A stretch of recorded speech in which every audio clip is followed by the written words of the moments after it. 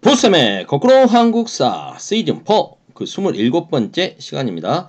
이 시간에는 동학농민운동을 주제로 고부농민 봉기부터 1, 2차 동학농민운동이 전개되어가는 과정, 그리고 그 역사적 의미는 무엇인지 살펴보도록 하고요. 동학농민운동을 진압하기 위해서 청나라와 일본이 이 땅에 파병되어 와서 이 땅에서 청일전쟁이 일어나지 않습니까? 청일전쟁을 전후해서 조선을 둘러싼 동아시아 국제정세는 어떻게 바뀌는지 살펴보도록 하겠습니다. 본문으로 들어가죠. 개항 이후에 개화정책을 추진하면서 많은 돈이 들어가지 않겠습니까? 이 비용을 백성들에게 세금으로 전가를 시키는 거죠. 그리고 이런저런 문제로 외국에게 배상금을 지급해야 될 때마다 백성들에게 또 세금을 걷습니다. 결국 조세 부담이 백성들 입장에서 늘어나게 되고, 그리고 국가 재정도 악화되는 거죠. 농민들은 살기 힘듭니다. 그런데 집권층의 부정부패가 심해지죠. 이건 여러 가지 배경이 있습니다만 민시정권, 민시세도 정치라고 해도 무방하지 않겠습니까? 민시정권의 부정부패도 심했고요. 그리고 그런 국가 정치기강이 문란해지니까 지방에 내려온 애들도 탐관 오리들이 많겠죠. 그래서 지방 간의 수탈도 심해지고 지주가 소작농들을 수탈하는 것도 심해집니다. 왜냐하면 주 수출품이 쌀이었기 때문에 이 지주들은 좀 돈을 벌 수 있는 기회가 생기는 거 아닙니까? 쌀을 많이 확보해서 수출하면 돈을 벌게 되는 거니까요. 소작농을 더욱더 수탈하게 되겠습니다. 이런 수탈의 심화 속에서 백성들은 너무 살기 힘들어요. 그러면 쌀 말고 자신들이 이제 그동안 부업으로 했던 게 그 열심히 배틀 짜가지고 배틀에서 앉아가지고 어머니들이 밤새 그냥 옷감을 짜지 않습니까? 이런 간의 수공업으로 벌이를 부업을 하고 있었는데 일본 상인들이 주로 수출하는 게 또 이런 기계로 짜낸 면제품이에요. 그러면 이제 어떻게 합니까? 이게 손으로 짜내는 것보다 기계로 짜내는 게 훨씬 더 품질도 좋죠. 가격도 비싸지도 않고. 이러니까 백성들 입장에서는 쌀농사 짓는 것도 수탈당하고, 그 다음에 부업하는 간의 수공업도 타격을 입게 되니 이래도 죽고 저래도 죽고 죽어라 하는 거죠. 너무 힘든 백성들, 고통이 심화된 백성들은 이제 종교에 의존할 수밖에 없지 않겠습니까? 그때 이런 동료 백성들의 아픈 마음을 파고들었던 종교가 바로 동학입니다. 동학은 1860년 경주에 몰락한 양반 최재우가 만들었지만 혹세무민이라고 해가지고 최재우도 처형당하고 금지됐지 않습니까? 하지만 이대 교주 최시영이 이제 자기 마음속에 천주님을 모셔라, 시천주 막 이런 걸 주장하기도 하고, 그 다음에 이제 교리도 정리하고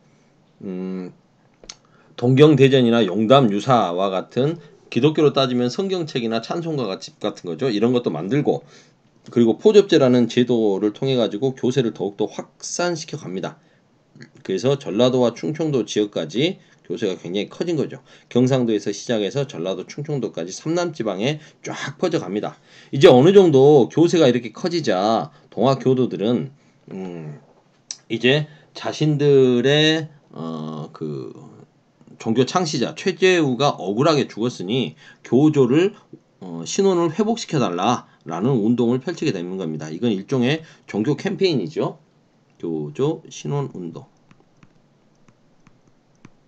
교조는 종교에 만든 사람이니까 최재우를 이야기하는 거죠. 혹세무민의 죄로 처형당한 최재우의 그 신분을 원래대로 회복시켜달라, 이런 교조 신원운동. 여기까지는 종교적인 색채가 강한 종교 캠페인입니다. 종교운동이죠. 공주, 삼례 등에 모여서 포교의 자유, 동학교도에 대한 탄압 중지, 이런 것들을 요구를 합니다. 그리고 이제 왕에게 직접 말씀드리기 위해서 광화문 앞에까지 가는 거죠. 경복궁 앞에까지 가서 엎드려서 상소를 올립니다. 복합상소. 교조 최재우의 억울함을 풀어달라, 포교의 자유를 요구한다, 이런 거 아니겠습니까? 그리고 이제 이런 운동들이 막 벌어지고 있을 때 보은과 금구에서도 대규모 집회가 또 열립니다. 근데 이때는 내용들이 좀 달라지죠. 자신들의 정치적인 요구들이 반영이 안 되니까 이제 그걸 또 계속 요구하기 위해서 모였는데, 사람들이 모이게 되면 종교 이야기만 하게 됩니까? 수탈이 점점 심해지니까 이제 열받으니까 정치적인 이야기도 하게 되는 거죠. 탐관오리 처벌하라. 일본과 서양 세력 몰아내자. 이런 정치 캠페인으로까지 발전하게 되는 겁니다. 이제 어느 지역에서 누군가가 불만 붙여주면 확 하고 일어날 분위기가 만들어졌는데 그 발화점이 바로 전라북도 고부였습니다.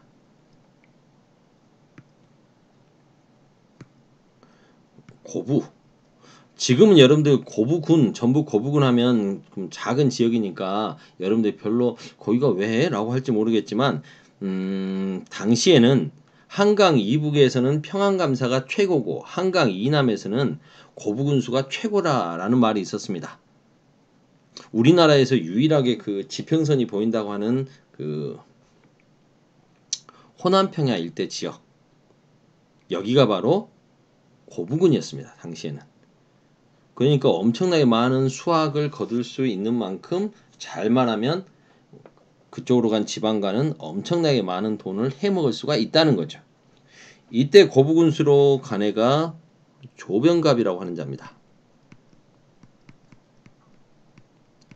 조병갑은 기존에 보가 있는데 그 밑에 만석보라고 하는 보를 또 백성들을 동원해서 만들고 거기에서 물세를 걷는 등 수탈을 했고요. 자기 아버지 뭐 이렇게 공적비, 자기 아버지가 예전에 여기 근무했는데 자기 아버지 이렇게 공덕비 세운다고 또 사람들에게 모금하고 굉장히 나쁜 짓거리를 많이 했습니다. 결국 열받은 백성들은 고부 농민들이 봉기를 일으키죠. 그게 고부밀란, 고부봉기입니다. 이 고부봉기는 잔반, 몰락한 양반으로 동학 지도자였던 전봉준이 일으키게 되는 거죠. 정부에서는 조병갑을 파면합니다. 근데 이 조병갑은 유배형에 처해졌다가 나중에 사면돼가지고요. 고등재판소 판사하고 더 어이가 없는 건 나중에 2대 교주였던 최시영에게 사형 판결을 내리는 판사가 되는 게 조병갑입니다. 어이가 없죠. 그리고 이제 일단 조병갑을 파면하고 새로운 군수를 임명해줘서 사람들을 달랩니다. 그리고 어떻게 됐는지 조사하기 위해서 안핵사로 이용태라고 하는 자를 파견합니다. 근데 이 이용태는 조병갑이랑 도찐개찐입니다. 얘는 와가지고 모든 걸 조사를 해봤으면 문제가 조병갑에게 있다라는 것을 확인했을 텐데 모든 책임을 그 농민 봉기를 일으켰던 사람들 중에서 일부가 동학교도라는 걸 확인하고 나서 모든 것은 착한 군수를 몰아내기 위한 동학교도들의 반란이다. 이렇게 해서 모든 책임을 동학교도들에게 책임을 지는 거죠. 농민들을 다 동학교도로 몰아가지고 막 탄압을 합니다. 그러자 이제 농민들이 정말 열받게 되는 거죠. 이 이용태라고 하는 자는 나중에 파직돼가지고 이것 때문에 이제 결국 이 사람이 제대로 조사를 안 해가지고 동학농민운동이 일어나게 된 거니까 또 유배 갑니다. 근데 또 복귀해요. 고위직도 역임하고요. 이런 자들은 나중에 어떻게 되겠습니까? 친일파가 되죠. 일제한테 남작 자기까지 받는 귀족이 됩니다. 완전 친일파의 길을 걷게 되는 이용태. 이자에 의해서 이제 더 부채질돼서 농민들이 진짜로 봉기를 일으켜버립니다. 그게 무장봉기죠. 무장이라고 하는 지역의 책임자였던 손화중, 그리고 남원 지역의 김계남, 그리고 고부 지역의 전봉준, 이런 동학 접주들 세 사람이 드디어 제폭 구민, 폭정을 제거하고 백성을 구한다. 보국 안민, 나라를 지키고 백성들을 편하게 한다. 라는 걸 내세우면서 1차 봉기를 하죠. 이 사람들은 일단 백산이라고 하는 곳에서 집결을 합니다. 그리고 이곳에서 4대 강령을 발표하죠. 백산에 모여서 얘들이 요구했던 4대 강령에는 사람을 죽이지 않고 물건을 파괴하지 않는다. 충과 효를 모두 온전히 하며 세상을 구하고 백성을 편안케 한다. 일본 오랑캐를 몰아내어 없애고 왕의 정치를 깨끗이 한다. 군대를 몰고 서울로 들어가 권세가와 귀족을 모두 없앤다. 는 내용으로 되어 있습니다. 쉽게 말해서 이 4대 강령의 내용을 보면 이들이 추구했던 것은 반봉것, 물론 일본을 몰아낸다는 측면이 있으니까 일부 반외세도 있죠. 하지만 서울로 올라가서 권세가와 귀족을 누르고 그 왕의 정치를 깨끗이 한다는 측면에서 반봉건적인 성격이 좀 더 강하다라고 하겠습니다. 이렇게 되자 정부에서는 전라가명, 이 전주에 있었지 않습니까? 전라가명에 군대를 보냅니다. 그런데 이들을 황토현에서 농민군이 격파를 하죠. 그러자 중앙정부에서는 깜짝 놀라서 경군, 서울에 있는 경군을 파견합니다. 이 경군을 이끌고 간 사람이 홍계훈이라고 하는 사람인데요. 홍계훈은 선생님이 수업 시간에 말을 해줬습니다. 여러 번 언급을 했어요. 이 홍계훈이라고 하는 사람은 그 이모군란 때 그 민비를 피신시키는 공으로 승승장구했던 사람인데, 이 사람이 이제 토포군 사령관이 돼서 이들을 진압하러 옵니다. 근데 이 경군을 그 장성 근처에 황룡촌으로 유인해 가지고 동학농민군이 또 격파를 해버립니다. 지방군, 중앙군 다 정부군은 격파가 됐습니다. 그래서 거의 무혈입성하다시피 전라도의 핵심 근거지였던 전주성을 농민군이 점령하게 됩니다. 전주성이 농민군에게 떨어졌다는 소식을 듣게 되자 중앙정부는 깜짝 놀라서 이제 청나라에게 구원을 요청하죠. 그러자 청나라는 텐진 조약에 의거해서 일본에게 우리 조선에 군대 파병할 거야 라고 통보를 하게 됩니다. 그러자 일본은 그 옛날 제물포 조약을 근거로 해서 자신들의 그 일본 사람들, 거류민들을 보호할 책임이 있다라고 하면서 자기들도 군대를 파병하죠. 근데 청나라보다 군대를 훨씬 많이 파병합니다. 왜요? 10년을 기다린 거죠. 이모군란, 갑신정변 때 청나라, 특히 갑신정변 때 청나라하고 붙어서 깨지고 나서 10년을 기다려서 이제 1894년 10년 만에 대규모의 군대를 조선에 파병해서 이제 조선을 대한 침략을 노골적으로 하겠다는 뜻을 보여준 겁니다. 1876년 개항 이후에는 일본이 조선의 경제를 거의 독점하고 있었거든요. 거의 90%가 일본, 10%가 청나라였다면, 이제 이때쯤 되면요, 이모군란 이후에 청나라가 조선에 대한 경제적인 침략을 강화해 가지 않습니까? 그리고 갑신정변 이후에는 이제 아예 조선을 자신들의 보국화 삼고 정치적인 지배권을 바탕으로 경제적인 침략까지 하고 있었습니다. 그래서 일본과 경쟁을 하게 되는 거죠. 그래서 거의 청나라와 일본이 조선에서 차지하는 경제의 비중이 55대 45까지 비슷해집니다. 그럼 일본 입장에서는 자신들이 거의 독점하고 있던 조선 시장을 청나라하고 양분하게 되는 거죠. 이게 이제 청일 전쟁이 일어나게 되는 경제적인 배경이 되기도 합니다. 청나라와 일본의 군대가 동시에 파병이 됐습니다. 그러자 이건 농민군도 원하지 않았고 정부도 원하지 않았던 일이죠. 그래서 농민군과 정부는 외세를 몰아내기 위해서 교섭을 하게 됩니다. 그래서 농민군은 좋다, 우리의 패전 개혁안 요구를 들어준다면 해산할 것이다 라고 합의를 하게 되는 거죠. 이게 전주 화약입니다. 전주에서 화해하는 약속을 했다는 거죠. 이렇게 해서 주장된 패전 개혁안이 12개조입니다.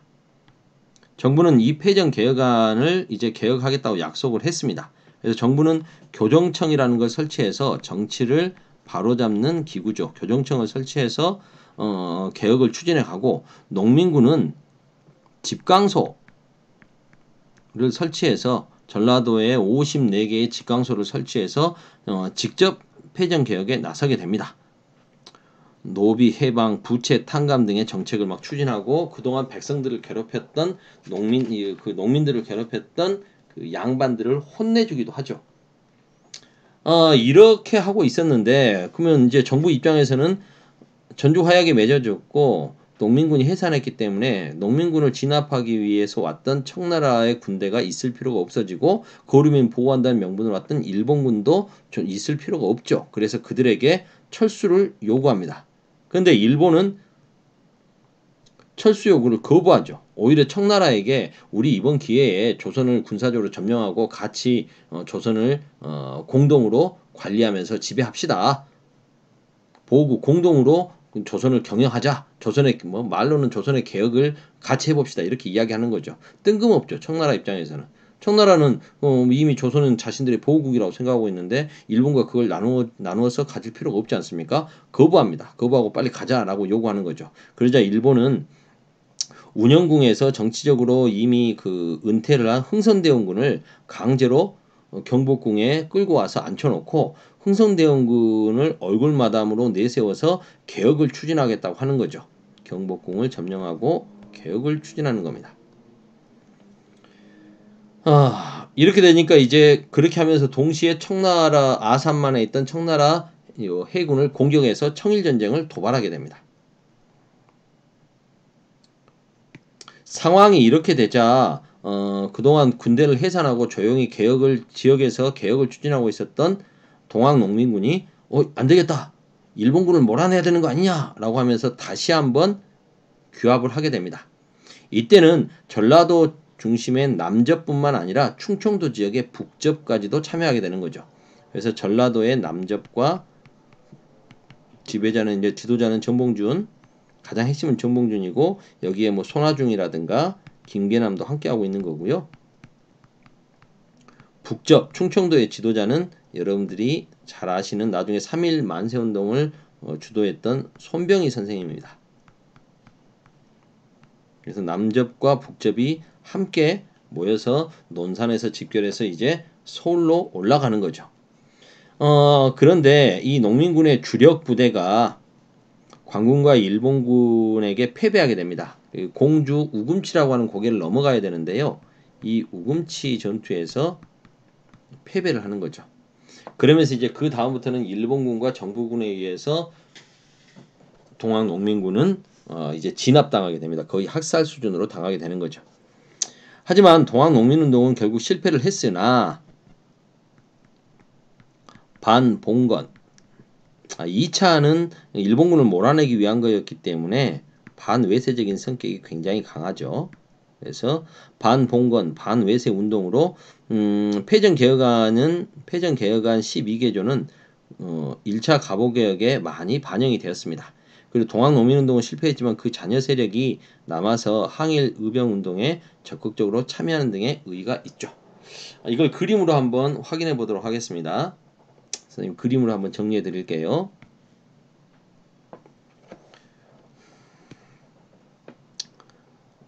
개항 이후에 세금, 수탈에 시달리고 있었던 백성들,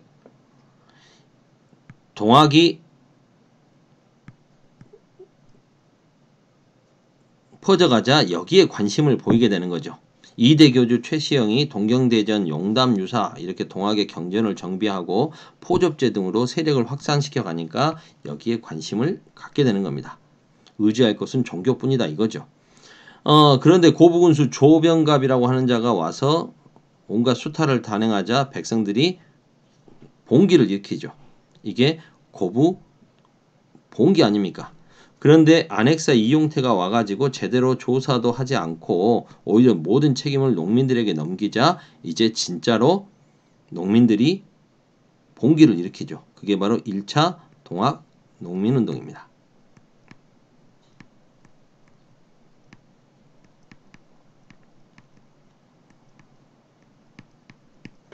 보구간민, 제폭구민을 주장하며 무장 지역에서 봉기를 일으키고 백산에서 이제 강령을 발표하죠. 전주 과명군을 황토현에서 물리치고 서울에서 파견된 홍계운의 경군을 황룡촌에서 물리칩니다. 그리고 전주성을 점령하죠. 깜짝 놀란 정부는 청나라에게 지원을 요청을 했고 텐진 조약을 근거로 해서 일본에게 통보하자 일본도 자신들의 거류민을 보호한다는 명분으로 조선에 대규모의 군대를 파병하죠. 군대 파병에 놀란 정부는 동학교도들과 전조화약을 맺고 패전개혁안 12개조 개혁을 추진하겠다고 합니다. 그래서 정부는 교정청을 설치해서 개혁을 추진하고 동학교도들은 전라도에 54개의 직광소를 설치해서 개혁을 추진하죠. 그리고 청나라와 일본에게 철수를 요구합니다. 그런데 일본은 철수를 거부하고 오히려 청일전쟁을 이 땅에서 도발하죠. 팡야. 그리고 이제 이 갑오개혁 1차, 2차 갑오개혁을 요구하게 됩니다. 이렇게 급박하게 상황이 전개되자 동학교도들은 우리가 조용히 앉아가지고 개혁만 하고 있을 수는 없겠다 해서 이번에는 남접과 북접, 전라도와 충청도 지역이 다 손을 잡고 일어나죠. 그래서 서울로 진격해 가는데 우금치 고개에서 관군과 일본군에 의해서 패배하게 됩니다. 그러면서 이제 동학농민운동은 실패하게 되는 거죠. 여기까지 살펴봤습니다. 20분이네요. 거꾸로 한국사 27강 동학농민운동에 대해서 살펴봤습니다. 오늘은 여기까지.